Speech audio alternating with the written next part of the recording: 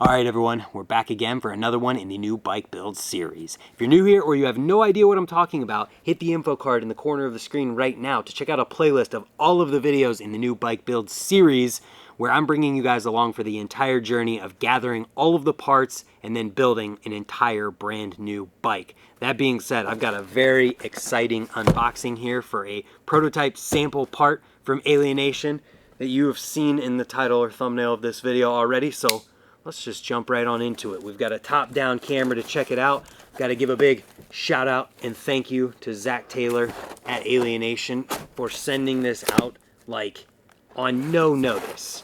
See a picture of it, say, whoa, that thing's amazing. Do you have samples of that? Yep, we'll send it out Monday. This happened on Friday, so pretty awesome.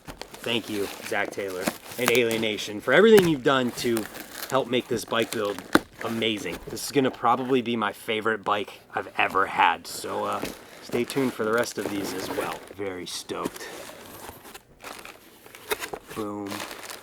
Oh, it's even upside down so the top-down camera can't see it good yet. Here we go. Let's get rid of the box. Here it is. We'll get even closer for this and we'll flip it over as we reveal it. Oh, that is even better in person. Oh, baby. Look at that seat. That just looks cool on camera. This is the Alienation Psycho seat. This one, I love the look of this. I think it's going to look super, super sick on my bike. Got a nice little tag on here with the Alienation logo. Look at that. The detail on the pivotal seat thingy where the Allen wrench goes in. The two-tone here with the gray and the black. The Psycho pattern. And it's also going to be available in a lot of different color combinations. I'll put a few of them on the screen right now. That is the Alienation Psycho seat. What if we do this? Let's try something here. Does it need to go this way? Does that work the way I feel like it might? Probably not. Whatever. Thank you to Alienation and Zach Taylor for this Psycho seat. It looks super, super good. And I'm not just saying this stuff because I ride for Alienation. Like, I genuinely like the things that I say I like. I feel like you guys know that by now. So on that note, we've got a bunch of other things to talk about in this update. Like another seat. So I went to the wheel mill and I bought this seat at the wheel mill, and we'll show you guys the top down. It's a kink seat. Got some cool embroidering in there.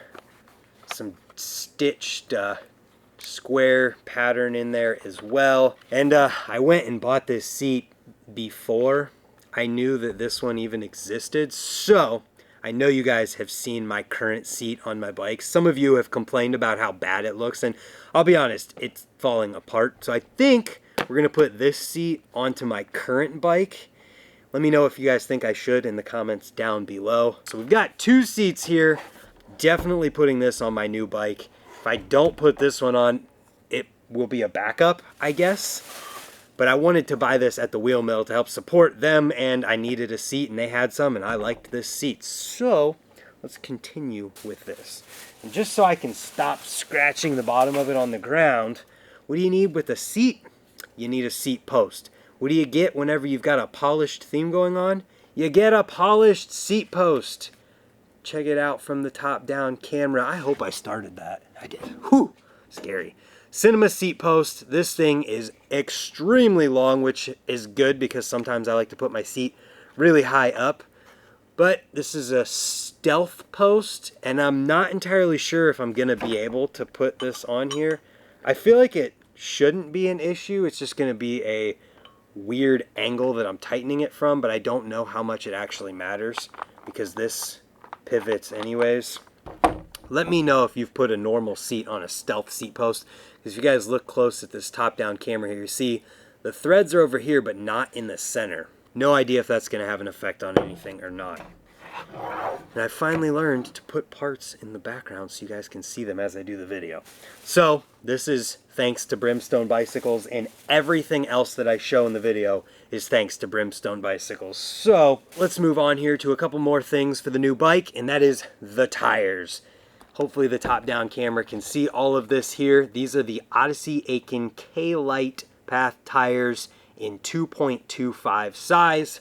I got these being folding tires because the regular Aiken tires were not available, and I figured I would try some folding tires again.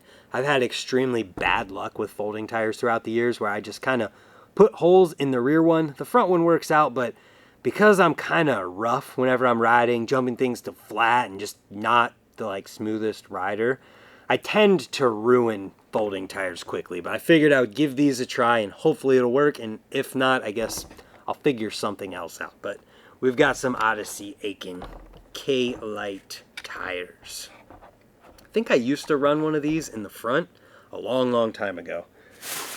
All right, now we've got a couple more things. Let's talk about bearings. We've got a headset here. This is an Odyssey headset. I'll pull it out of the box real quick. There's a couple cable ends in there too because I didn't want to lose them. Some green cable ends for when I do my brakes. Odyssey headset, pretty standard stuff here. Got some spacers in there. Nothing too crazy, just a headset because every bike needs a headset. And you've already seen that we've also got the 22mm mid bottom bracket from Odyssey as well, because every bike needs a bottom bracket. Once again, shout out and thank you to Brimstone because they had all of these things for me. And now let's move on to some brake things. First, we'll take a look at these V-brake Noodles. I put these on my bike builds because I feel like they work well and make my brakes better, and it makes less cable to have to replace as far as housing goes on the bottom side, on the lower cables. And my battery is blinking, so I'm going to swap it out real quick. Next up, we got the London mod. This is something that you're going to have if you're going to run a gyro. It is the thing that kind of converts your cable guide from being a single cable guide to a dual cable guide. And I figured since I didn't have a second one of these, I would put this one on my bike. I'm kind of torn though because the London mod that I have on my current bike is one that I've had for like 10 years now. So I may swap this one out for that one. I'm not entirely sure yet. I like to be sentimental like that.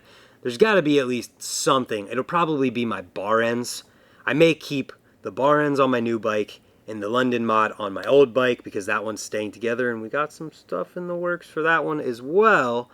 But I probably will put this one on my new bike instead of taking the other one off because I think that would be just more complications. So moving on from there, more brake stuff. Obviously, we need some cable inners if we're going to make up some gyro cables like I always do.